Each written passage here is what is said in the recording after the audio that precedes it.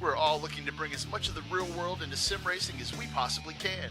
Our Simcraft Tilton Pro Sim Racing pedal sets are here to elevate your rig, improve your consistency into and through the corners, and give you the ability to dial in your perfect pedal feel. Put your feet on the same pedals the pros use. From the braking zone to corner exit, get the most out of every corner with Simcraft.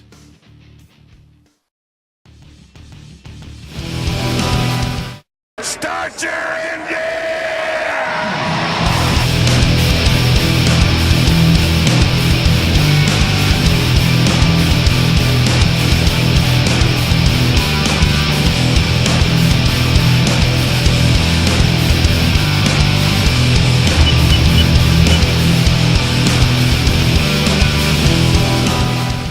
Start your engine!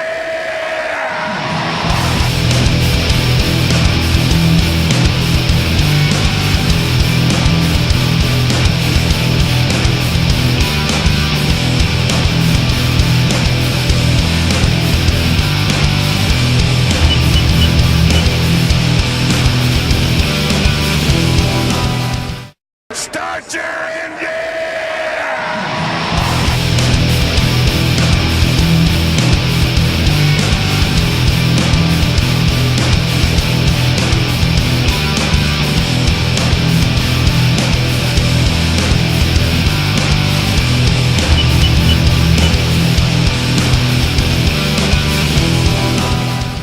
Start your engine!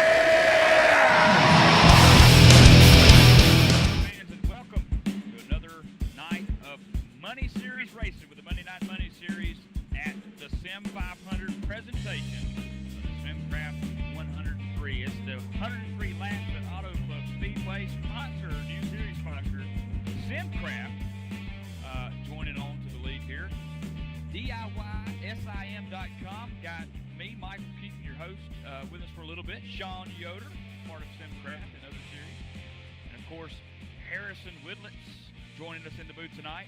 And of course, as always, every week, Pedro Mega pushing every single button on that keyboard, making it happen. Fellas, welcome first. We'll start off with the new series sponsor, Simcraft. Sean, welcome to the broadcast booth tonight. Thanks for bringing me in. Much appreciated. It's great to be here, and it's great to be a part of what you guys have going on. I've run with you guys a couple times out on track. I actually called a race with you a while back and had a lot of fun. and it's really cool to be a part of what you've got going on with Monday Night Money and Sim500. Absolutely. I couldn't forget it, Sean. Great broadcast just a couple of weeks ago. Short stone's throw away from one of the best calling some action.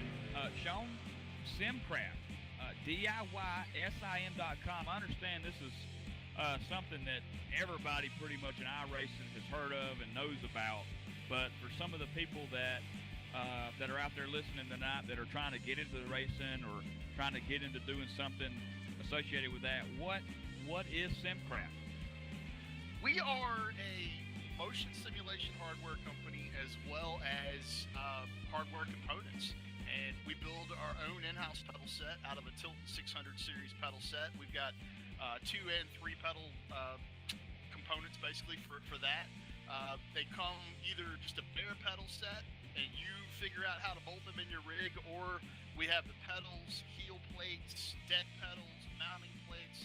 You can get a full setup and just basically outfit your rig with everything we do pedals wise. And then we've got our Vertex and our Apex motion simulation platforms. The Apex motion simulation platform is a professional side of what we do. We've been involved in professional motorsport for quite a while as a driver development tool and an engineering tool for a lot of professional teams, and we're just getting into and really promoting the consumer side of sim motorsports. This isn't something where we're just jumping in. We've been around for over a decade as far as the professional side of what we've done, and we've got some components that make a lot of sense for the consumer, so that's why we're getting involved. And we also have a lineup that we're calling Axis, that is a universal motion simulation platform. You're going to be able to take your existing rig, bolt it to one of these Axis platforms, and add yaw, surge sway, or roll and pitch to your existing cockpit. It's really exciting stuff. Absolutely, Sean. That, I mean, to me, and we'll bring Harrison up here in just a second or so. But just browsing the website, I mean, you've nailed it. I mean, from chassis kits to you name it, bearing sets, like you said, multiple things. You can put something really nice together. Harrison, I understand that you might be into the market for an old chassis kit and getting yourself a little rig set up. Man, wouldn't that be awesome or what? I tell you, I'm very overdue for one because a lot of people don't believe me. I actually race on a Sidewinder precision wheel, the type of wheel that used to come with like a Monster Truck Madness 2 or a compact back like 15 years ago. So I'm looking at the website myself, DIYSim.com, and I'm just drooling over here because, oh my God, I could use some equipment like this. We can take care of you. We can definitely take care of you. You're running on a Sidewinder? That is the truth. That is the truth. Wow. I don't have really any words other than congratulations. How did you make it last that long? That's impressive.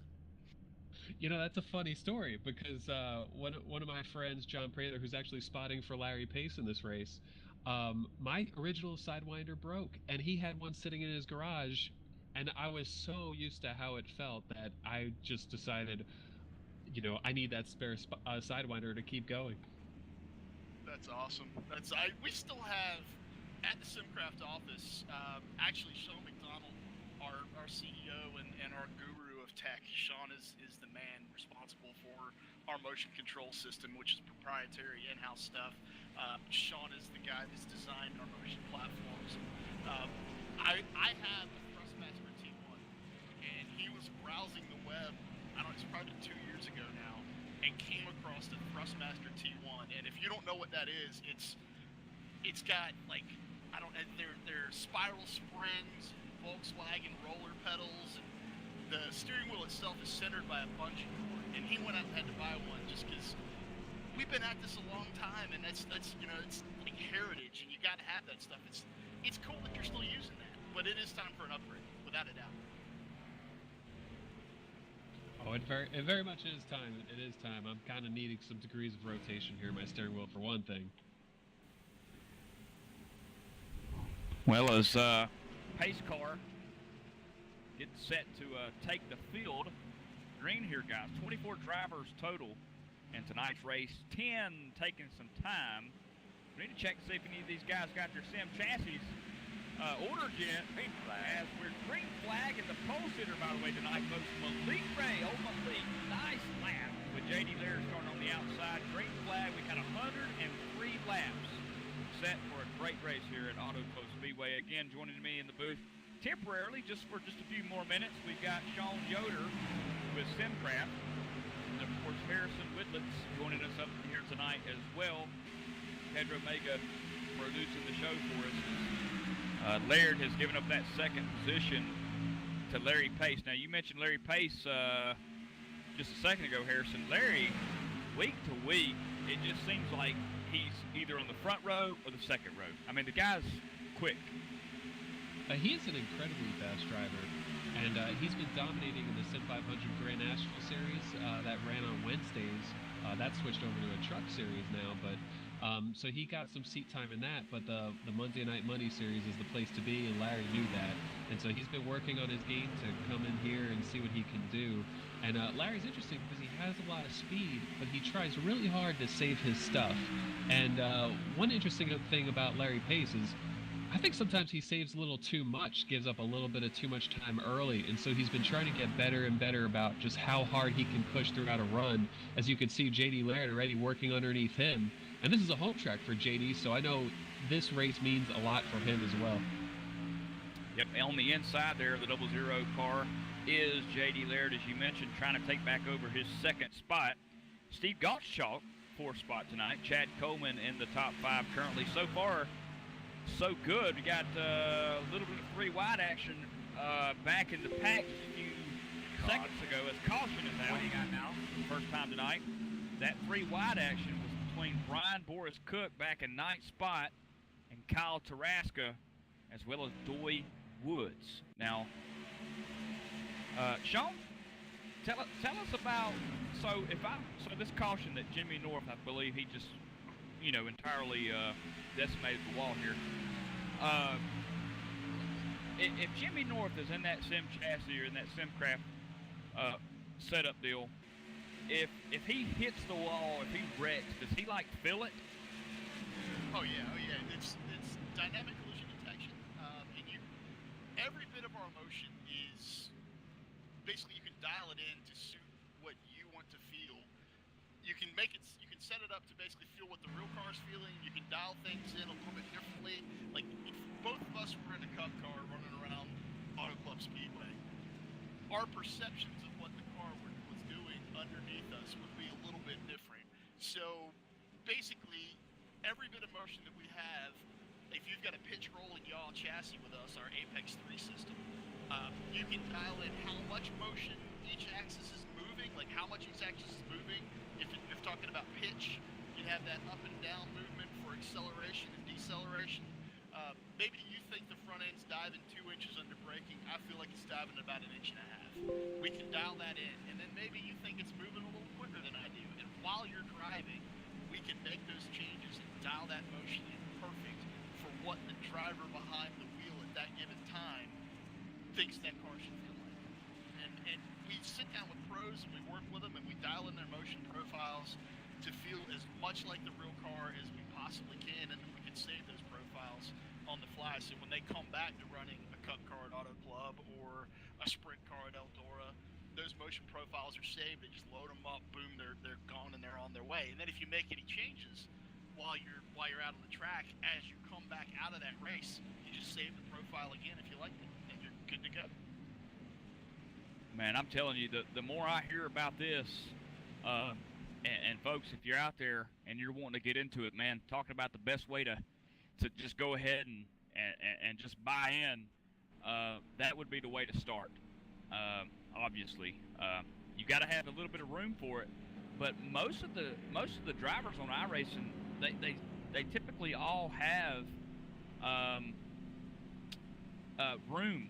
And like a room, like a game room, like a his room, you know what I'm talking, like a man's room. And I know I've got one, and man, I might have to talk my wife into that in the near future, because I could have some fun with that. Our access platforms, you can add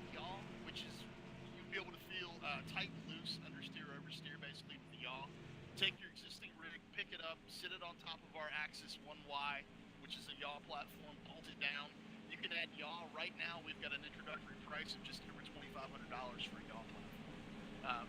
And you know, we're taking deposits on those. We're looking to start delivering the first week or two in September on the Axis platform. So yeah, if you want to add motion to your existing rig, we've got you covered. If you want a professional level, very high-end system, we've got you covered there as well. It's basically, you know, what do you want? What do you need? It's the same thing as building a race car. How fast do you want to go? Speed costs. You know what I'm saying?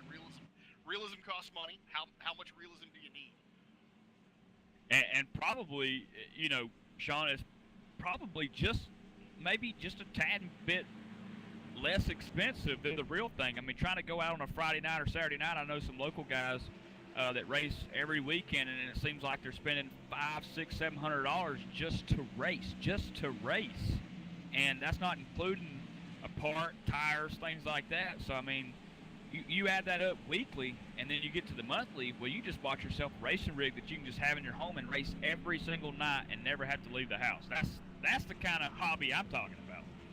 Yeah, it's more and more realistic every single day. Like I've been involved in sim racing since the late '80s, early '90s, and to see the progression that we've gone through since then,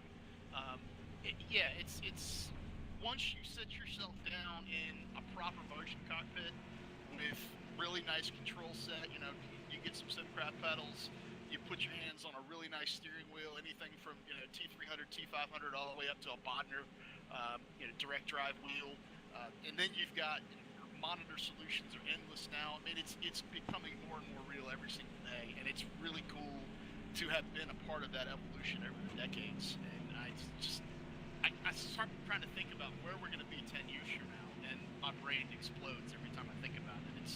It's real. It is definitely real. And if you're out there racing in the real world and you don't think this is actually going to make you faster when you hop in the real car, you're incredibly incorrect. It is a great place to sit and train and have a great time while you're doing it. Man, sounds like something right up a lot of racers' alley. Malik Ray, by the way, folks, was your leader and pole sitter. He is now in fourth spot. He did pit, allowing E.J. O'Warwick by him, Jose Gonzalez up to the third spot now, Larry Pace second, and that will move Mr. California man up to the front, J.D. Laird. Harrison, J.D. Laird, like you said, home track, up to the number one starting position as the pace car lights are off, and we're good to set to take this thing back green tonight. Yeah, and I know J.D. Laird wants to win here more than any other track, I would venture a guess. But speaking to those motion systems, too, that's exactly what these guys, Alex Bowman, as he's waiting to hop in Dale Jr.'s car next year, that's the type of technology those guys are utilizing behind the scenes. They're plugging in all the engineering and getting that stuff to work. So I think it's very cool that it's, you know, being introduced to consumers like you and I. But coming to the restart, JD's looking to get the jump on Larry Pace. Slowly but surely, J.D. Laird gasses us back into the green flag. And Larry Pace looks a little slow on the restart. And look back here in third spot where E.J. O'Warwick is all over the back door of Jose Gonzalez. Some fast cars up front here. The number one, Malik Ray, looking for a little free wide off one, maybe no. Car getting loose. Now, I talked to Jose before the race. He said, Harrison, that these cars are really loose coming off of turn 2 tonight, and he said that a lot of people are spinning out in practice. So far, so good here, but it does look a little loose off 2. Indeed. Actually, I saw Joe Hudson way in the back come around, and nobody was near him, so we were able to stay under green there. But I heard that the cars are having a lot of trouble rotating through the middle, really entry through the center of the corner, and then when they try to apply that throttle, the grip just isn't there. And so right now, JD's are very happy that these guys are battling for second right now. Meanwhile, Larry Pace and EJ and all the guys around there who are getting past are, you know, rethinking the stay-out strategy, because I think Malik is happy to have tires right now, even though it was just a couple of laps that he put on his. But I think he'll be chasing down JD before long. Now, you got to go back to about 10th, 11th, 12th spot. Doy Woods now backing out of the throttle. He just lost about 4 spots there, but some good side-by-side action for just a minute. As Kyle Taraska had an earlier scare, he went down in the apron to avoid someone getting loose off too, as we were talking about that, Harrison. You got to remember, this is a fast racetrack, and it's hot. It's a hot racetrack, slip racetrack, you know. And there's a lot of, from what I've seen tonight, there's a lot of passing opportunity here, bottom and top. It's an extremely wide racetrack, too, which really helps that out. But it's kind of deceiving because you see all that room, and you think, oh, I could drive this car just into this corner and hold a lot of center speed and have all that room on exit. And that's where it kind of lures drivers into a trap where, it makes them more prone to just having a lot of wheel, and then they get to that exit, and it just snaps around on them, which certainly isn't helping. But it's one of those tracks where you have to lift a lot earlier generally than you think you do, just because of just the geometry of entering there. And when you get back onto the gas, you're just making a total guess. A lot of times you'll see guys just coming up on that exit. They got in the gas a little bit too early, but they don't get that feedback until a couple of seconds later. A lot of times it's too late, and they'll find themselves just scrubbing off the right side of their car.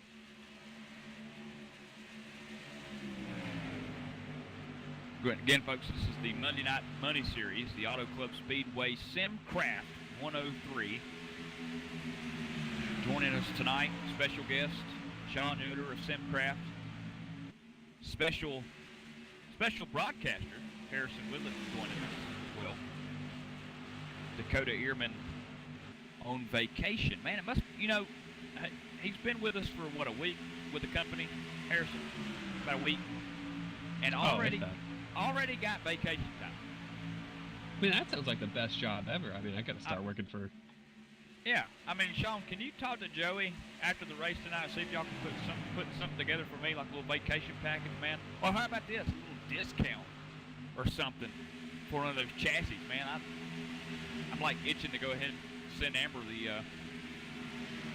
website. I got you covered. That's not a problem at all. Oh, boy. And by the way, EJ O'Rourke, I don't believe it's going to bring out a caution, but EJ just spun out of turn 2, went to the apron, and it looks like we're keeping this race green. But he got lucky to not come out with too much damage. He actually didn't hit anything, but EJ spun out to the apron coming out of turn 2. Yeah, just seen that. Went back, 7th spot, coming up. Looked like he kind of had to slow up a little bit to keep from running into the back of Larry Pace. And that just, as soon as he lets off that throttle, it's like that car just got ugly on him and just spun out. But the good news is like you said, is he did not hit anything. The bad news is he's nearly half a lap down. Yeah, absolutely. And I mean, just judging by how everyone appears to be handling is, wow, Brandon Chirico goes way up the track in turn 4, and we have a battle for the lead. Malik Ray's up there with trying to get by JD with his better tires. JD's not going to put up a fight right now. We keep playing it smart, which is probably the right thing to do, but if I were to describe how the car looks, I would say unbalanced. That's a challenge. Sometimes that leads to green racing because they start racing the racetrack more than each other. Yeah, like you said, JD just giving it up right there, saying, respect, basically, right? I mean, Malik Ray turned a 40.6. Nobody else closer. JD, who started second on the outside pole, ran a 47.94. So there's your differences. JD looking back on the high side there, going into 1. Has to roll out of it. He's got a great run here off 2, though. He might look underneath. Oh, it's Malik Ray spinning almost off of turn 2. Woo! It just goes to show you just how on edge everybody is, because Malik had the better tires. He drives up to the lead, takes the lead, gets loose out of 4. JD has the run. JD backs out before turn 1, and then Malik just makes the bigger mistake out of 2, and now Malik's back looking underneath JD Laird on the front stretch. Man, I tell you, I bet that feel good in a SimCraft machine, Sean. Yeah, you would feel all of that. You'd feel the rear end yaw out from underneath you, the front end wash away. It's epic. There's no other way to describe it. We can't wait to get some of you guys involved, especially in our Axis chassis. Go take a look at DIYSim.com. That's our online store.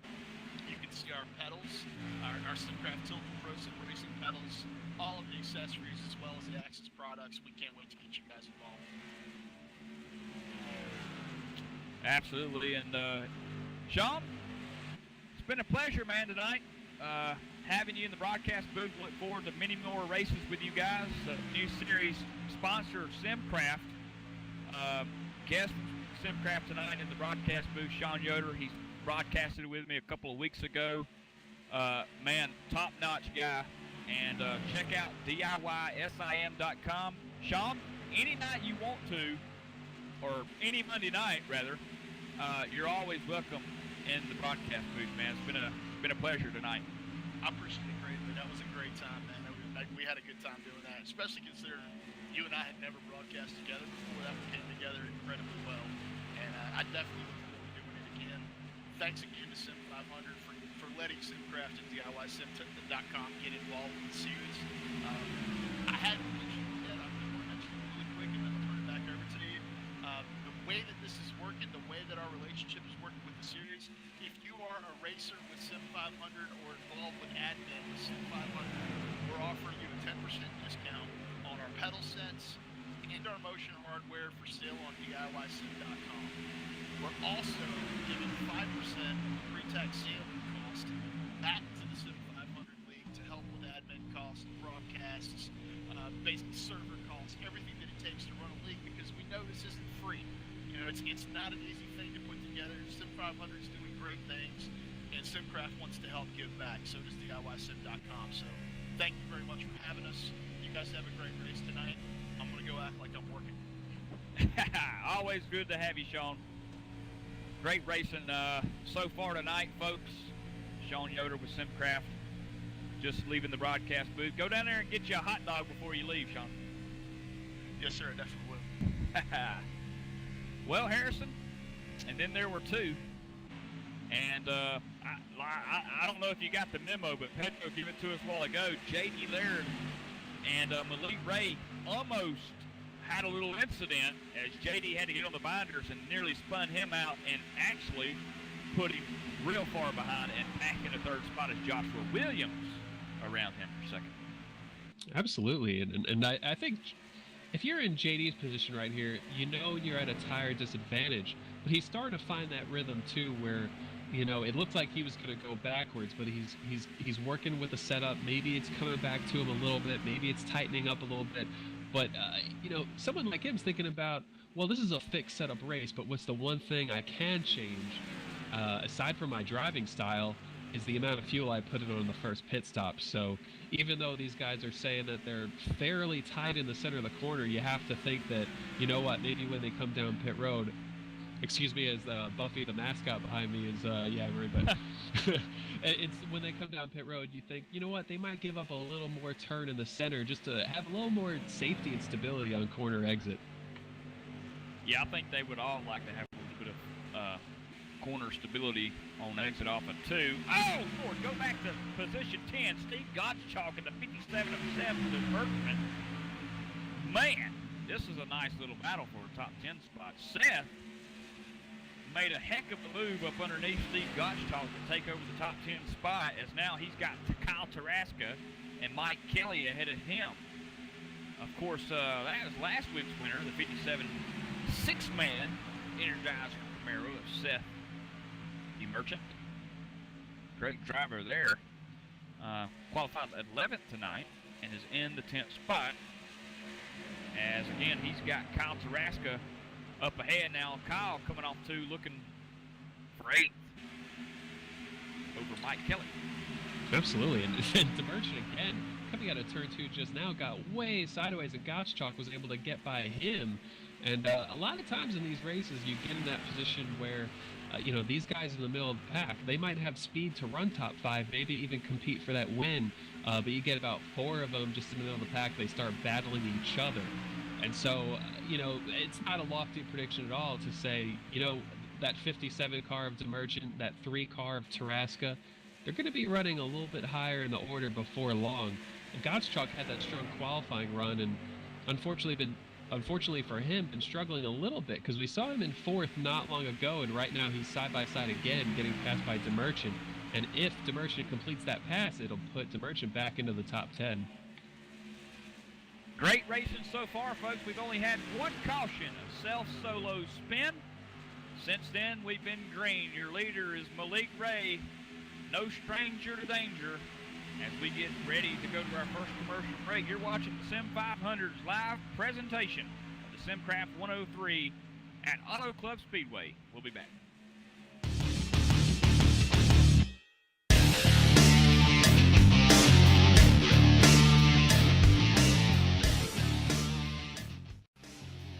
We're all looking to bring as much of the real world into sim racing as we possibly can.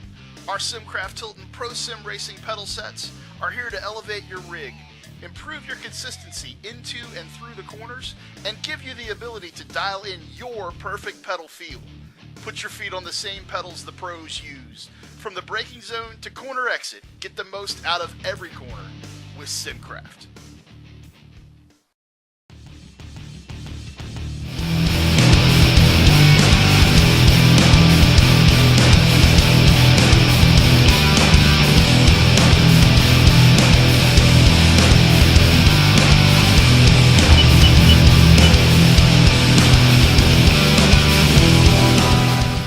Start your engine!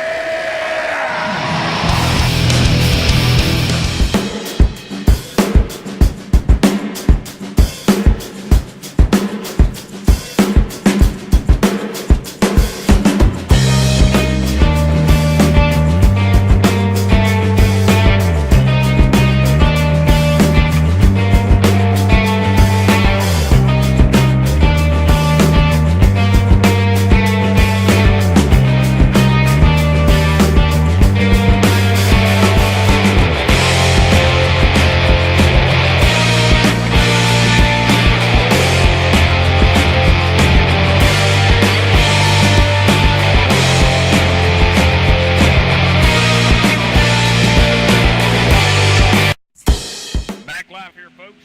Just completed lap number 27 out of 91 tonight. Auto Club Speedway leader still Malik Ray, Joshua Williams second, JD Laird third, Chad Coleman fourth, Chad Cole in fifth spot. One wreck, well, one spin off of two earlier on in the race. 21 drivers, Harrison, started tonight's race. You got to go all the way back to Kyle Manger, 21st spot. He's 9 laps down. Early exit for him. Certainly, and there appear to be a lot of drivers really struggling to keep the handling underneath their race car. And one thing that I've been looking at is we've got a couple of Sprint Cup teams represented in this race. As Brandon Chaburko was way loose, he was able to save it, but Chaburko had a moment coming out of turn 2 a second ago trying to pass Chad Coleman.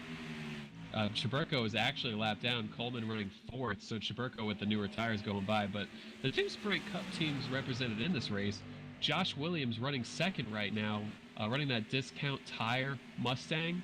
Well, that's for a reason, because he's Ryan Blaney's spotter. And so, whether he gets his paycheck from Ryan Blaney or Wood Brothers Racing or Team Penske, that's a driver in this race that is at the Sprint Cup track every single week. And also, struggling right now, but Brian Boris Cook, also known to many as Boris from JGR on social media, he is a staple in the Sprint Cup garage. And, Brian Cook is having a rough go at it right now. He got way loose not long ago, and he is just running solo laps back there. Well, in fact, with EJ, but Brian Cook has competed for a couple of wins here in this series. This is actually his worst showing yet. So Josh Williams is winning the battle between those two teams right now. Yeah, did you mention Brian Boris Cook having a rough go at it? Got a little loose off two there. And some drivers already coming down pit road. Harrison, looks like they're kind of splitting the difference here. We got Chad Coleman, who's in 12th spot with his Hot Wheels Ford coming down pit road.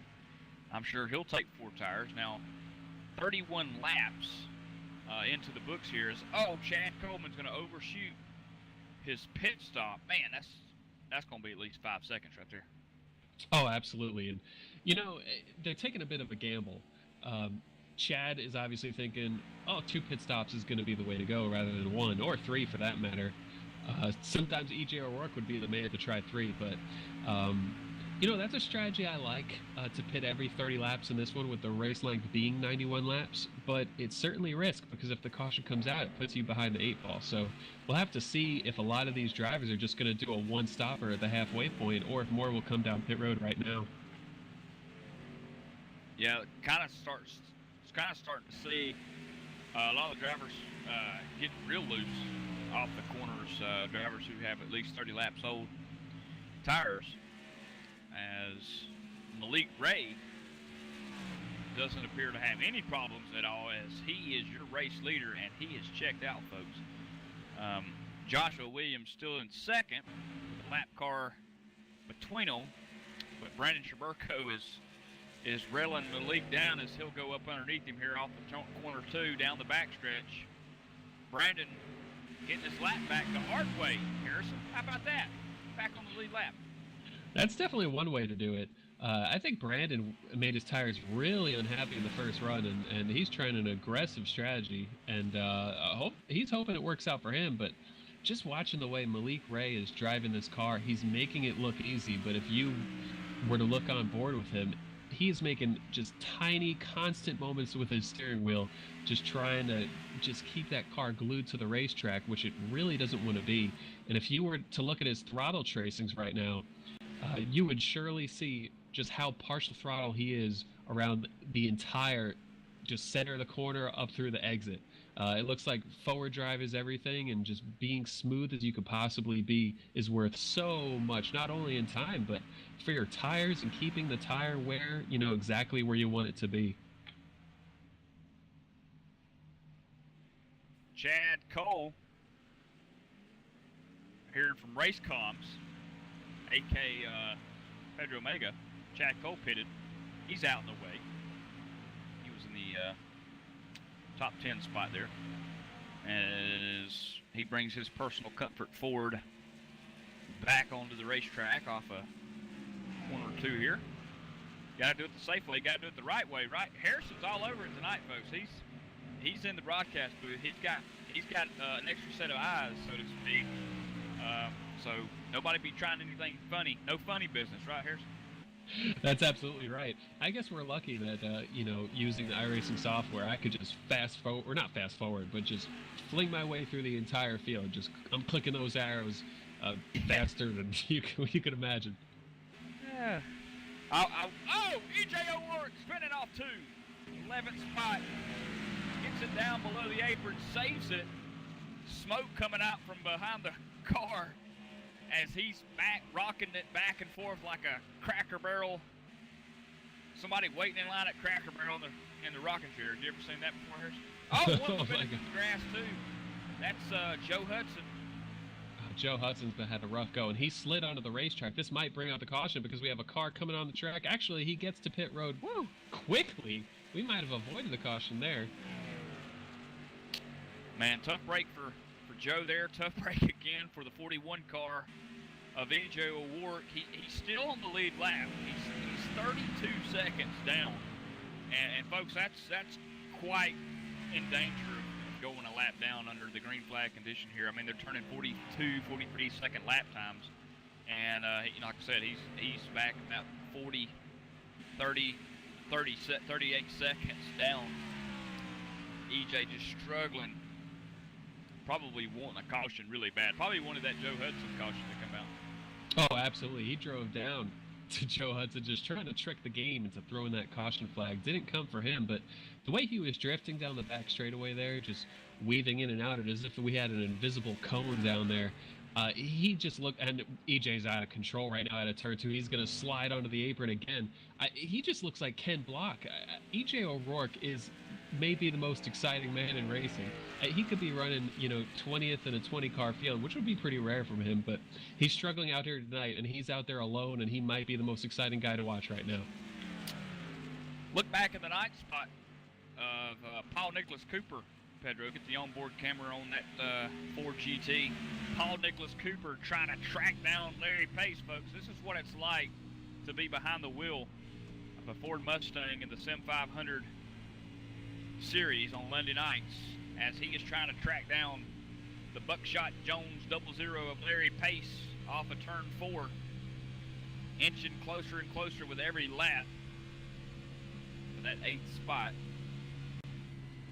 And Paul Cooper is one of these guys who, he doesn't put a lot of effort into preparations. Larry Pace in front of him is way loose but holds on to it. But Cooper doesn't stick to like a whole lot of preparation. He doesn't do a whole lot of pickup racing and iRacing. He doesn't run any series, but he occasionally decides, you know what, we're going to go league racing tonight, and he's been becoming a bit of a regular at Sim500. And obviously, despite having less laps on the track than a lot of the guys he's been around, he's really making the most of it. He didn't go out there and qualify the thing on the pole, but, at the start of this race, he saw the challenges with the setup, and he's trying to be as smooth as possible. Meanwhile, Larry Pace is just waiting to get down pit road. Probably in about 5 laps, we'll see most of the field come down, but Pace is just out of control sideways in front of him. And to elaborate more on Paul Nicholas Cooper, just a few short weeks ago, had his first top 3 finish. I mean, like you said, it's almost like every week he's just getting a little bit better and better, more consistent. I mean, he qualified 9th tonight. Here he is in 9th. I mean, hey, that's consistent, right? Oh, absolutely. And one thing in his benefit is, or working in his favor, is he does have a lot of experience in sim racing, going back a number of years, as we have the 26 of Jose Gonzalez heading down pit road, and he was running about 4th or 5th. So I think we're going to start seeing some takers here soon. Certainly Jose is looking to come to pit road a couple laps before the guys around him to try to take advantage of those newer tires to make up some ground. And we're still not halfway yet. 40 laps complete, Jose Gonzalez makes his scheduled pit stop. So if this thing stays green, Harrison, I mean, these guys are going to look at an extra 10 laps on tires that we've already seen fall off after 30, 35 laps. So an extra 10, if this thing were to stay green, could be very entertaining. And more than likely, we'll see the result of how that's going to unfold is probably somebody will just end up just spinning it out and causing that caution with about 10 to go. Yeah, I think that's one of 2 reasons why people really focused on this one-stop strategy. The first reason being, I think if we didn't have that first caution, I think we would have seen more takers at the lap 30, lap 31, like Chad Coleman did. But now that these pit stops have come about more so at the halfway point, or appear to be coming at the halfway point in a couple of laps, Chad Coleman is probably second-guessing his strategy. And the other, as you mentioned, this setup is so hard to drive that you have to think exactly as you said. They think a caution is going to come. They don't want to be the guy who's stuck a lap down, 2 laps down if they speed. It's a big enough track that you could get away with some mistakes, but, that's hard to come back from. You got to go to 4th spot to Seth the Merchant and Mike Kelly, who is in 5th. That's the closest battle on the entire racetrack at the moment. The Turn 1 hero car of Mike Kelly closing in on that 4th spot that belongs to the 57 car of Seth the Merchant. Down the front stretch they go. Jose Gonzalez a lap down. He's coming up in a hurry. And then you've got Steve Gottschalk in 6th behind them. He's turning a little bit quicker lap times as Seth pulls his Energizer Ford into turn 1 and off of 2 here. Up ahead is a little bit of side-by-side action with Joe Hudson and J.D. Laird. Hudson 1 lap down, or Hudson 5 laps down, check that, as Laird lets him go. Yeah, certainly newer tires for Hudson and a lot of damage on that 18, so we know it's not a fun race for Joe Hudson right now, but I guess he's thinking, we'll stay in it. There might be some more attrition. We'll get what we can. I mean, after all, we saw the Sprint Cup race a couple of weeks ago at Indy. Yeah, it's worth it to stick it out. You never know what's going to happen until the end of the race. You never know. As Malik Ray continues to just check out. He's got 3 wins so far this season. He's working up underneath the 41 of E.J. O'Rourke, and that will put him a lap down. So now E.J. O'Rourke, the first driver on the track to be a lap down, working lap 45 here. Yeah, and just another lap, and this is something I actually overlooked, but this series does have a stage of its own. They pay points at the halfway point, basically the same way the stages work in NASCAR, but we do not throw a caution. But it's almost guaranteed that, everyone who's running in the top 5, especially right now, they're going to stay out here through the end of lap 46, see what they could get for the halfway points, then come down pit road. So Jose, on the other hand, thought, you know what, I'm not quite where I want to be with the halfway points. Maybe I could take advantage of tires and really make up a lot of ground, because if you think about it, he pits 5 laps before Malik Ray. He's going to make up at least 6.5, 7 seconds just by getting those tires early, and he's going to hope to hold them off later on, but we're going to be coming to the halfway bonus right now. Yeah, we're here. Malik Ray will be the first one. Joshua Williams running second right now. Third spot belongs to J.D. Laird. Fourth is Seth the Merchant. Mike Kelly held the 5th spot. Larry Pace in 6th. Paul Nicholas Cooper in the 7th position. 8th is Chad Cole. 9th, Brandon Traberco. And Chad Coleman in 10th spot. There you have it, the halfway home. Halfway points. J.D. Laird down pit road, and Paul Nicholas Cooper spinning down pit road trying to get in there. And that's going to cost him big time. But J.D. Laird is down pit road. Scheduled stop, folks. Scheduled stop here. Yeah, just as I was talking about Paul's being so solid, JD flies through his pit stall. It looks like he's going to have to, I thought he was going to have to put it in reverse and back it up, but the crew walked forward. A little bit of delay for JD, so it's going to hurt him a little bit on the track, and he's pointed all sideways on pit road here. But JD, one of the first ones to come down pit road, and I do have to say, I like the way that JDR Graphics car looks. That might be my favorite one on the track, just as far as my paint scheme bias goes, but this should mean that Malik Ray should be coming down pit road as soon as possible. I'm a bit surprised that he hasn't yet, but JD was running 3rd. And, of course, Joshua Williams running 2nd. Joshua's still yet to pit. Just up ahead of him, he's got a couple of black cars. That's Joe Hudson and Jose Gonzalez. You can hear Josh just then threading that throttle coming off the corner, so you can imagine, Harrison, that he's probably loose and doesn't want to hammer down into that gas pedal too much, kind of stabilize it. Yeah, absolutely. It's pretty much all you can do is he's look straddling that seam. You could just see how much he's having to work it, and this will not be his best lap of the run for sure, but it's pretty much all you can do, and that's one of the beauties of fixed setup racing is, very rarely you're going to drive something that's perfect and that feels right. These guys are driving a car that is very unbalanced, very difficult to drive, and the challenge has been very clear. And, as a result of that, you kind of see the names going up toward the front that you expect. You expect Laird to compete. Mike Kelly spinning down the front stretch, trying to get woed up for the pit stop there, Harrison, and he just spun it into the grass and actually did a U-turn and came back down pit road. Golly, that's going to kill him. He was in 4th spot pitting there, and you've got to take 4. You can't try to make up 11 seconds and just take right sides only. You got to take 4 here. He's going to be bad behind there. Did you catch that, Harrison? Oh, absolutely. And Mike Kelly, he could have won Martinsville last week. He was very close, and he's he's certainly not new to sim racing. He's a former Peak Antifreeze Series driver in iRacing. He's been in the DWC or whatever they may call it this year, but the leader is coming down pit road as well. Malik Ray down pit road. Larry Pace is down pit road.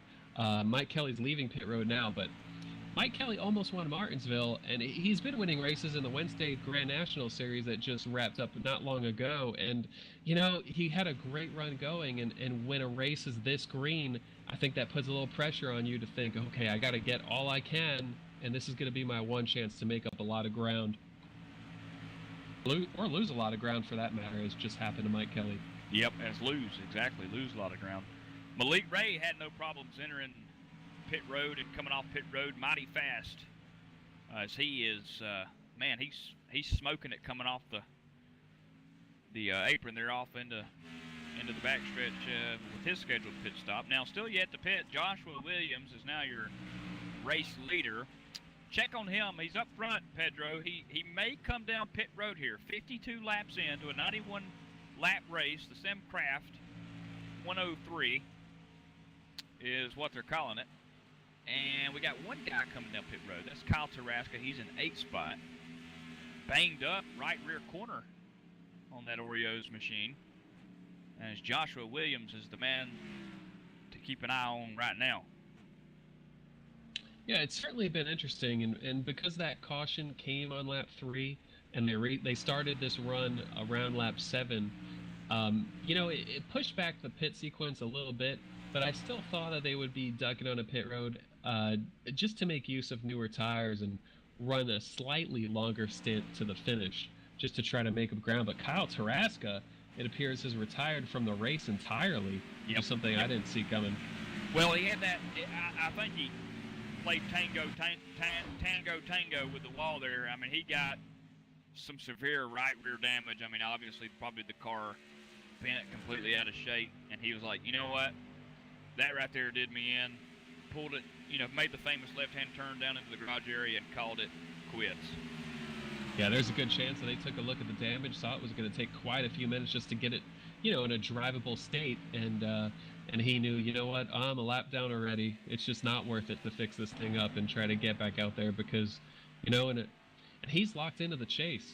The win and you're in format, it allows these guys the ability to, take some more risks to win more races, but also get away with, a race or two with bad luck.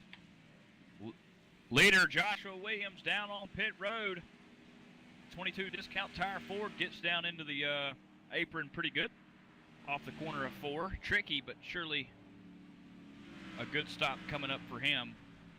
As let's see if he can get to that stall good as he comes rolling in there at 20 miles an hour. Yes, sir.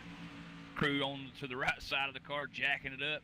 Sometimes, Harrison, I don't get it, but is there any specific reason on why the left sides go up on the car and then the right side? Sometimes I see them change the left sides versus the right first. I mean, I don't get it. Or is that just something? It might be a glitch in the sim. I know sometimes you can actually affect what the pit stop is doing in the middle of it by unchecking certain tires. It could have been something crazy as doing a left side pit stop and thinking better of it, but I'm led to believe it's a glitch or lag or something of that nature, because I think if you do a left side only stop, if you check the right sides of the middle of that stop, I don't think they'll go back over there. Interesting stuff there. Seth the Merchant and his 57 machine is down pit road. He did lead a lap, and he got down fairly okay, little loosey-goosey, and nearly spun it there, but saved it. A lot of guys having some trouble coming off the corner and getting down pit road. I love it. I love green flag. There ain't nothing better in racing than a green flag pit stop, because it really demonstrates how good you've got to be getting in, getting out, and getting it done. Absolutely. And, as a driver, you feel like, maybe I have a couple seconds to make up, but that green flag pit stop gives me a great opportunity. You really see it, too, at Daytona and Talladega when you have that whole pack together. You have 25 trucks, 25 cars in a lead pack, and then the green flag pit stops happen, and you're left with 7 or 8 in the lead pack. And that's all getting on the pit road. So it's unbelievable just how much it can affect how your race is going. And in iRacing, we've seen competitions like that from those DWC drivers. I remember one a couple years ago, set up like the Sprint All-Star Qualifying, where you run a lap, you come down pit road, and then you get out of the pits as fast as you can. And it was a really popular event because drivers know it, maybe partially for the challenge, well, maybe mostly for the challenge, but I think there's a little bit of showboating as well, just trying to get that bragging rights. Yeah, probably just a little bit as Chad Coleman brings his third place car down pit road. Scheduled pit stop. Chad Cole now being shown your race leader, the number 8 machine, in the number 1 position. He will lead a lap. 59 laps complete. As we're scheduled for 91 here at the Auto Club Speedway. Auto Club Speedway, by the way, folks, California, Fontana. A recently built track, opened in 1997, 20 years ago to date. And of course, for the longest, Harrison known as the California Speedway. And every time I hear Auto Club Speedway, I'm thinking, what IndyCar track is that? But it's the old California Speedway, the old 2-mile D-shaped oval super speedway in Fontana. Similar to that, I have trouble remembering what IRP is these days because Yeah. it was IRP, then it was ORP, then it was LOR, and I think it still is LOR, so I'm proud of myself for getting that. Joey Jatina, I can't decide.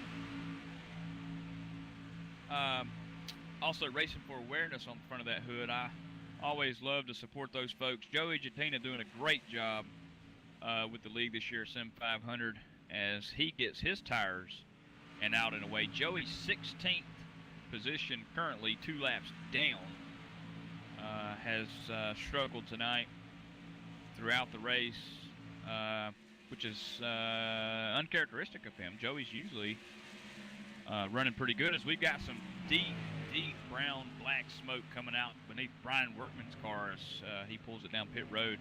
He might have blown his motor. Yeah, and he was a bunch of laps down to begin with, so it's been a tough go for that 89 of Brian Workman.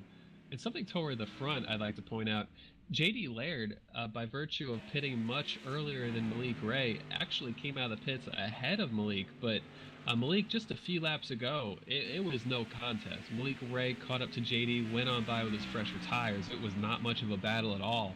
But that puts Malik Ray up to second. And of course, when Chad Cole comes down pit road, by the way, Chad Cole not to be confused with Chad Coleman. There's Cole without the man. But when Chad Cole comes down pit road, it'll give Malik Ray the lead. Chad on that 2-stop strategy right now, leading the race. So if a caution were to fall, it's going to benefit him greatly, and he might try to stretch it, knowing that he's going to be running somewhere around 12th place when he comes down pit road. Chad Coleman without the man. I had to write that one down. That's a good one right there. I like that. Chad Coleman without the man. Or Chad Cole without the man, right? Yeah. Or something like that. Chad Cole with the man, Chad Coleman without the man. He's on pit. Our pit reporter tonight, Pedro Mega, as well as the producer, letting us know Chad Cole is on pit.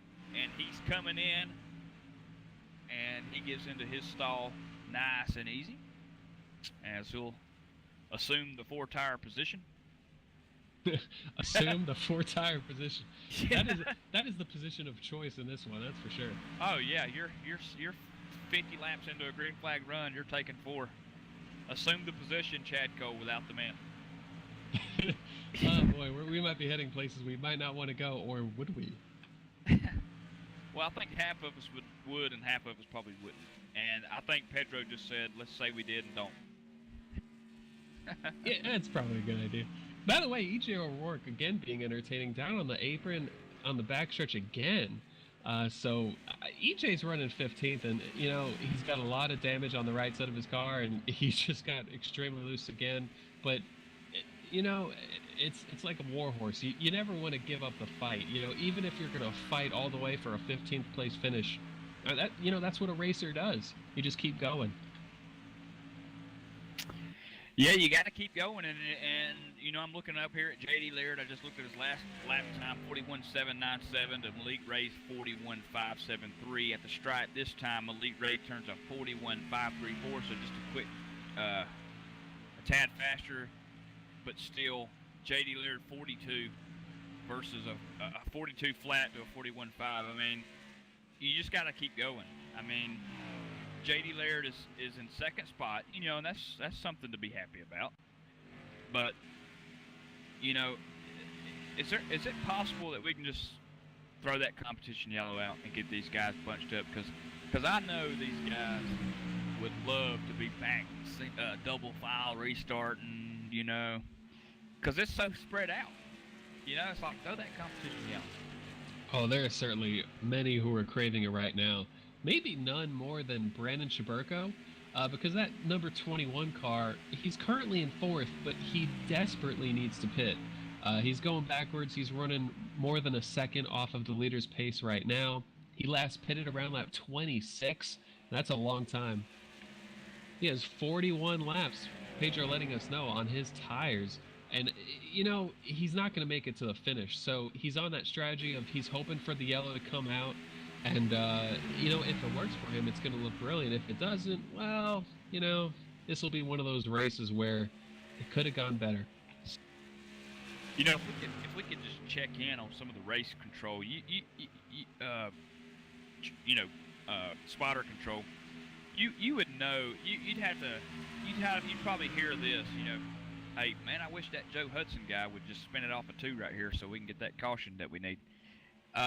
You're always wishing for that caution when you're in second spot and you just can't find the grip to catch that leader, Malik Ray. I mean, 41.8. And J.D. Laird just turned one of his fastest lap times in the past 10 laps, 41.9. But still, still losing ground. That's losing ground. 41.9 versus 41.8, you're still losing ground. And in fact, Josh Williams is catching J.D. for the second spot.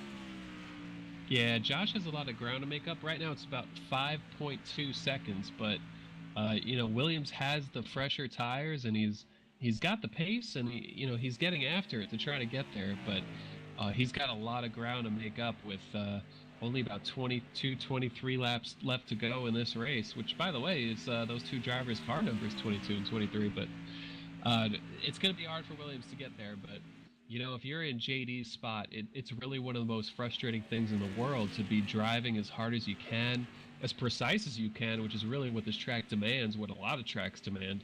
And just to watch that leader just yard you, it's a hard thing for a driver to deal with that, but be able to stay in their rhythm and do what they can.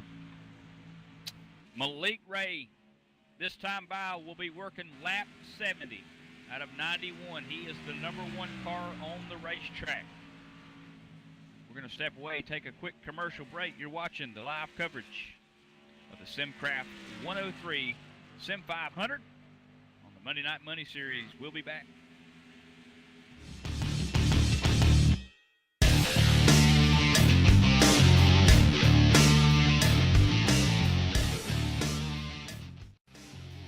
We're all looking to bring as much of the real world into sim racing as we possibly can.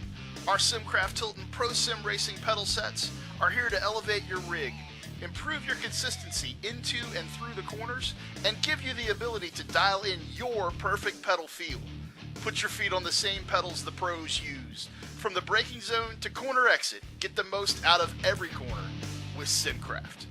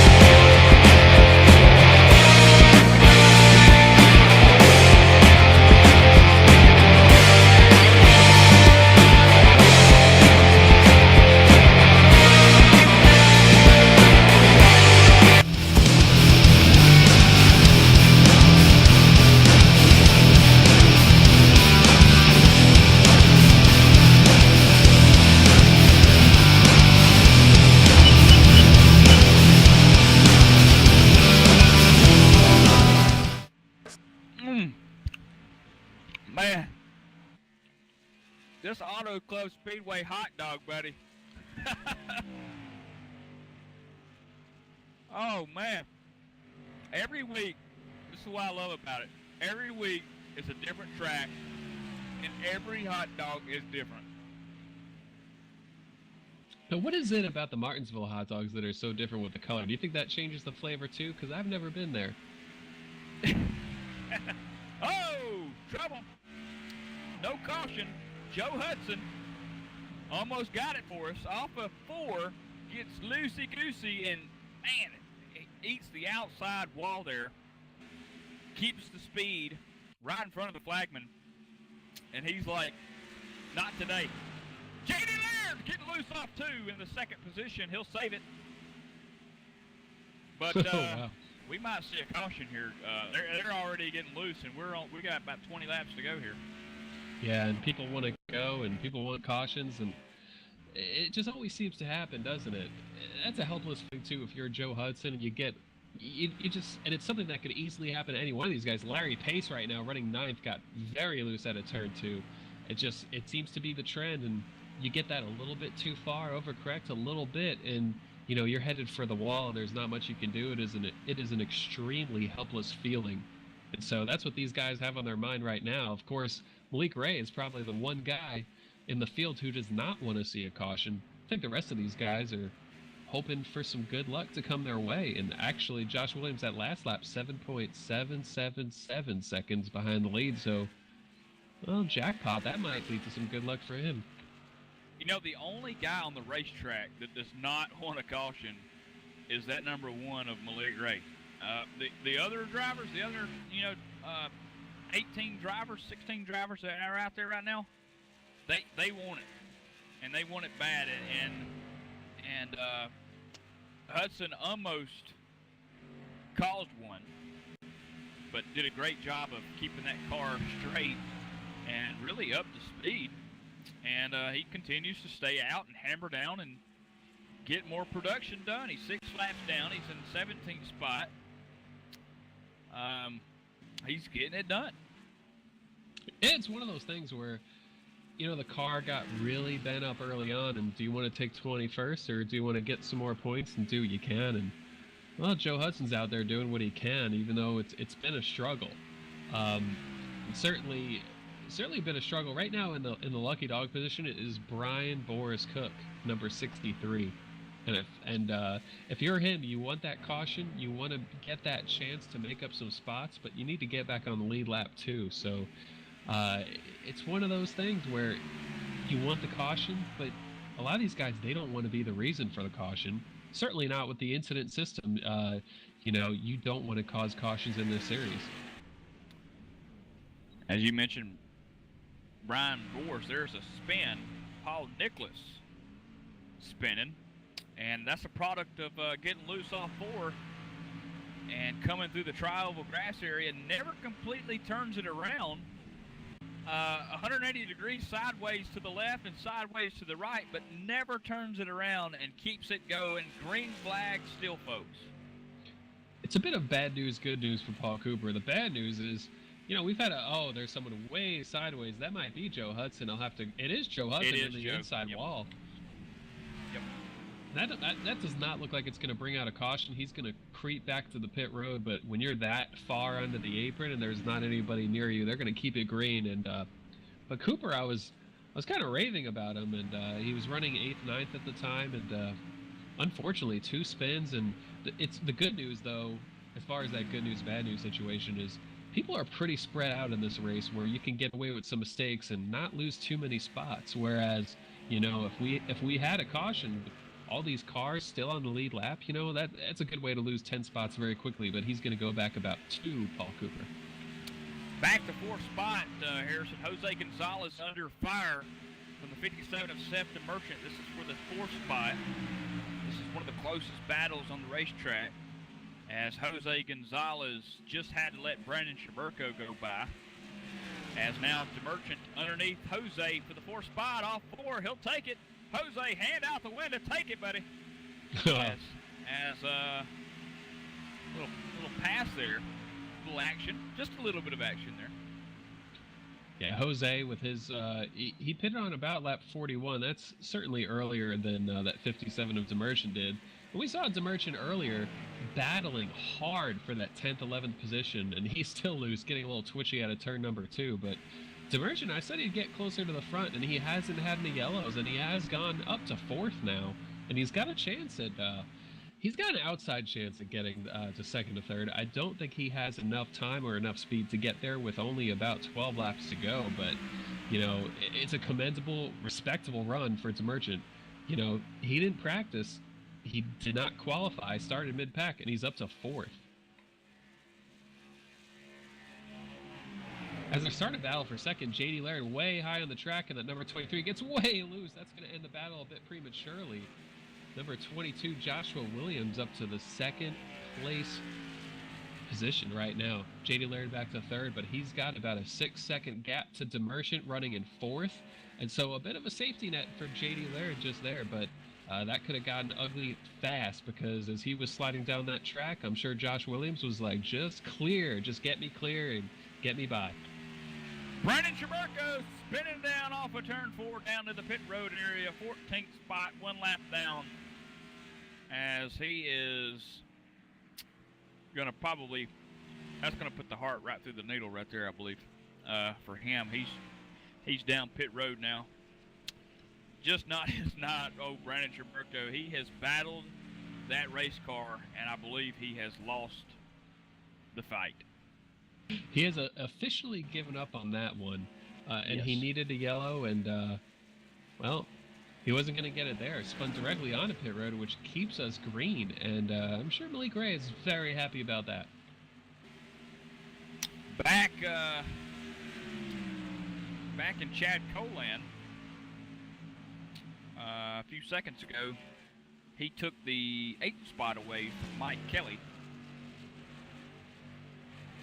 9th spot is Larry Pace, and 10th is Chad Coleman. That rounds out the top 10, and the top 10 are the only drivers on the lead lap.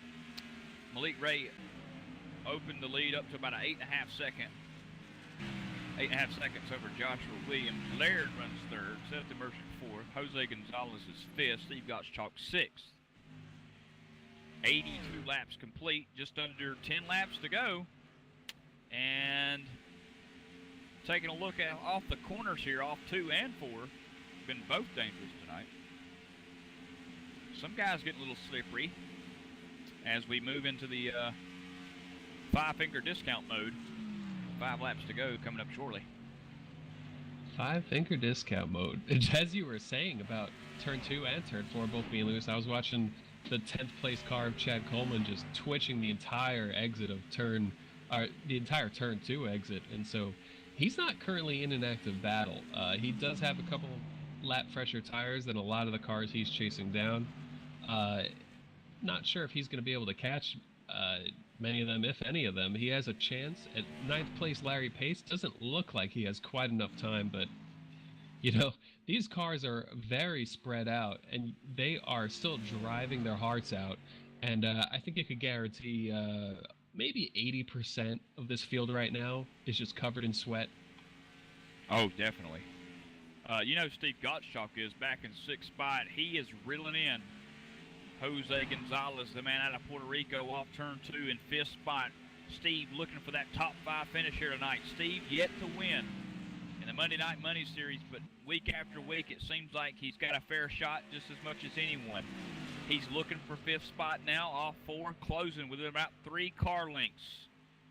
He's also got Chad Cole up underneath him. Chad looking for 6th. Yeah, he made an extra pit stop, but you know, I think it's working out for him, clearly. He's using those fresher tires. He's coming up on Jose. That's going to be for position number 5. May not have enough time to catch Seth Demerchant, but Chad Cole sideways behind Jose Gonzalez. Now it's going to make a run, get it underneath of Jose. He's going to be in 4th here, gain 2 spots in less than a lap. The Speedy Gonzalez on the left rear quarter panel of the Jose Gonzalez machine. Hand out the window saying, go on, buddy. Chad Cole takes over your top 5 spot.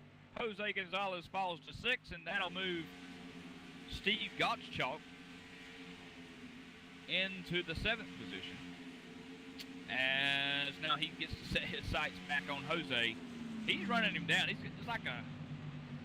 like a marlin out in the ocean, just chugging him and reeling him in as he comes off the corner here with good speed. Two very different lines. We saw Jose enter turn 1 way high and do a huge arc down to the bottom of turn 2.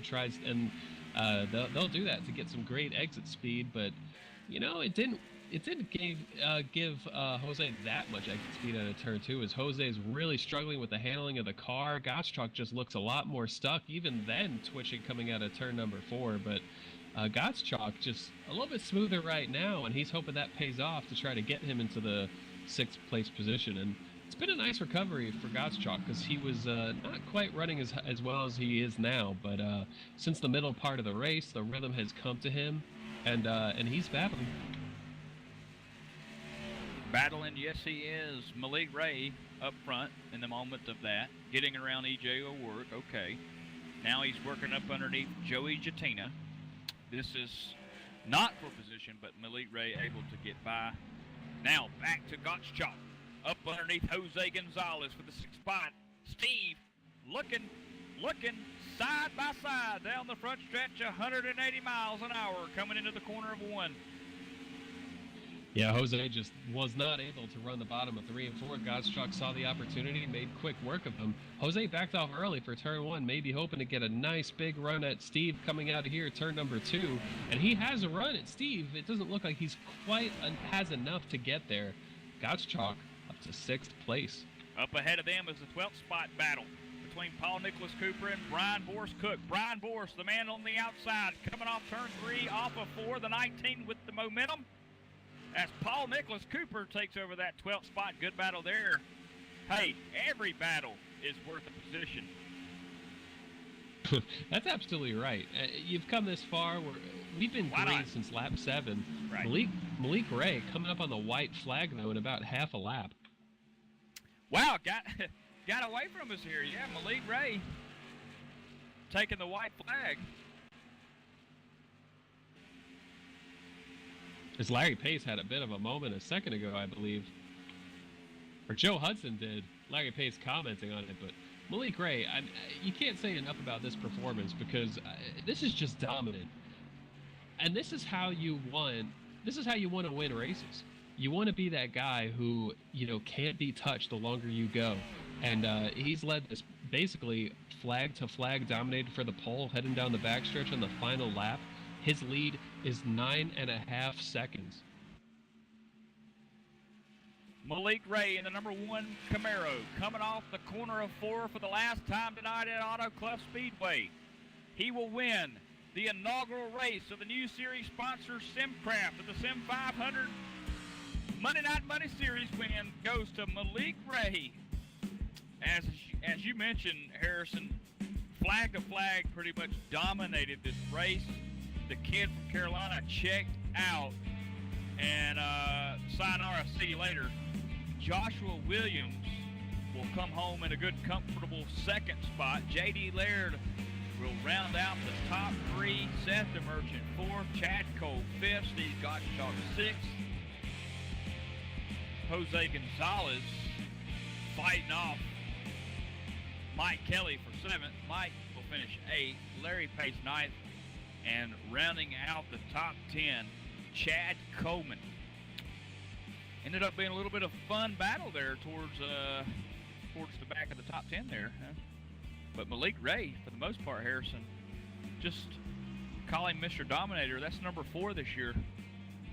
Oh, it's been a very good season for Malik Ray, and he actually did not even run Martinsville last week. He had something going on, elected to take the week off, because he has such a cushion in the points and a cushion with his wins that he's locked into that chase. And as much as he dominated tonight, even Malik Ray's worried about that chase, because they have 4 racetracks to get it done, one of them being a super speedway. So it's going to be tough, but Malik has showed an incredible amount of speed all year long. With that said, we're going to take a quick commercial break, see if we can't round up these top 3 finishers. You're watching the SimCraft 103's presentation of the Sim500 Monday Night Money Series at Auto Club Speedway. We'll be back.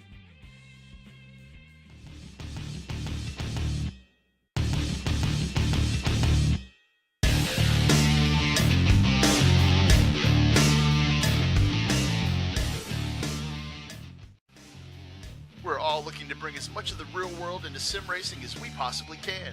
Our Simcraft Tilton Pro Sim Racing pedal sets are here to elevate your rig, improve your consistency into and through the corners, and give you the ability to dial in your perfect pedal feel. Put your feet on the same pedals the pros use. From the braking zone to corner exit, get the most out of every corner with Simcraft. Start your engine!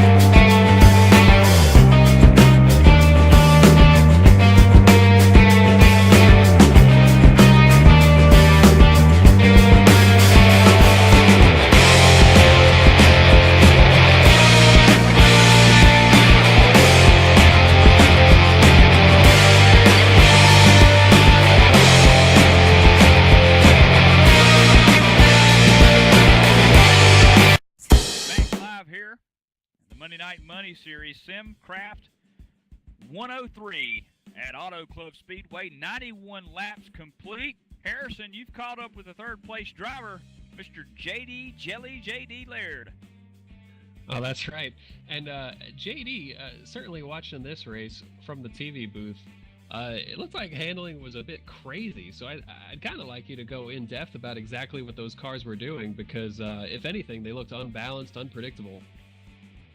I think the best way to describe the setup was that the right front, instead of having like a shock absorber, it had like a flaccid pasta noodle. Like, that's honestly the best way to describe it, because you go into the corner and it seemed like it would just plant the right front and it'd be eating the splitter, and if you missed the line by a couple of pixels, you had to go one way or the other. Then you had to wait, get it pointed to where you kind of wanted to go, and as soon as you rolled into the gas, it would unload the right front, load everything on the left rear, and then you just be fighting on exit.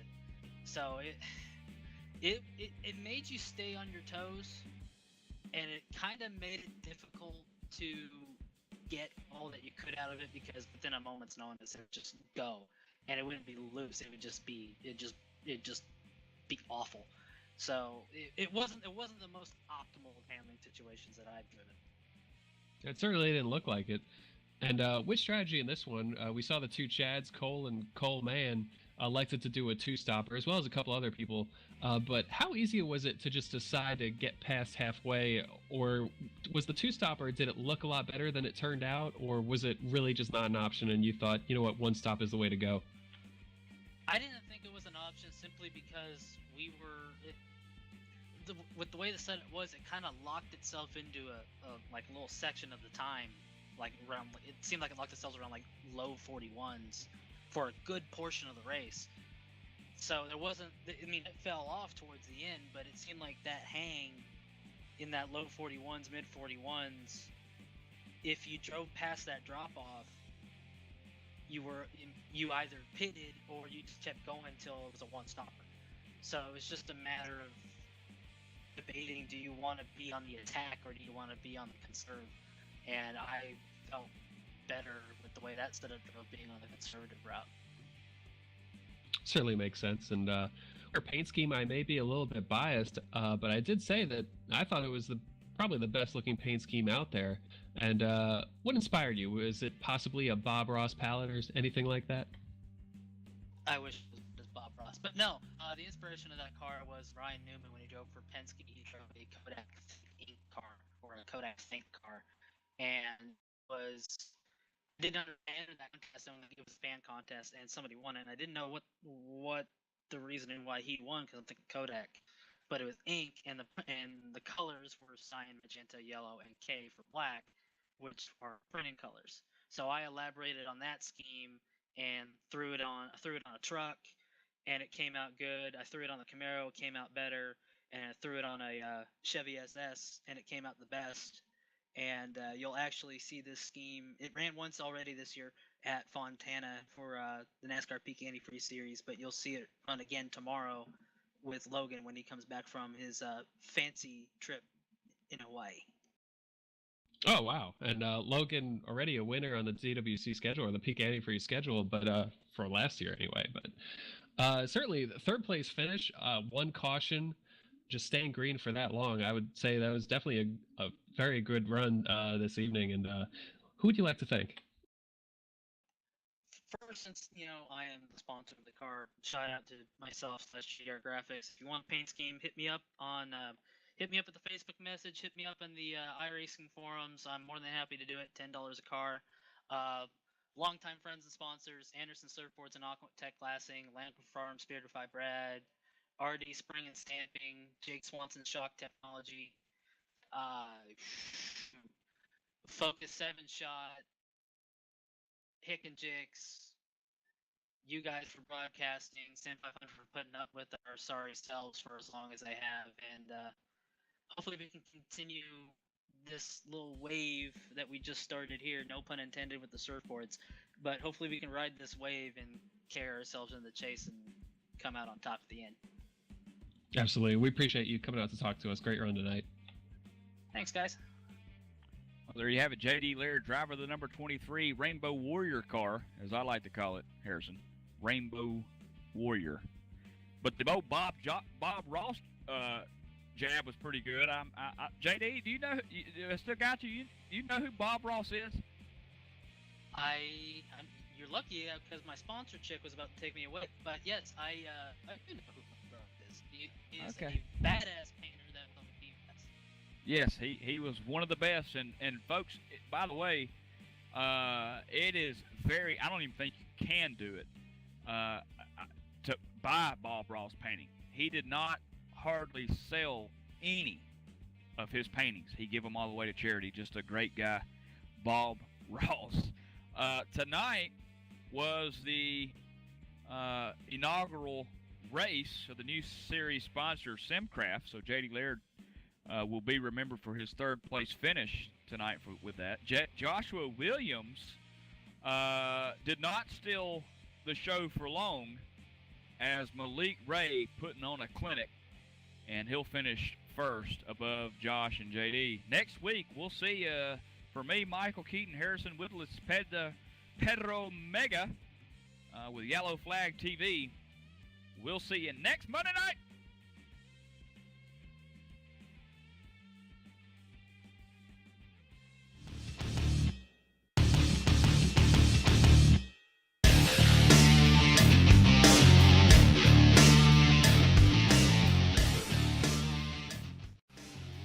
We're all looking to bring as much of the real world into sim racing as we possibly can.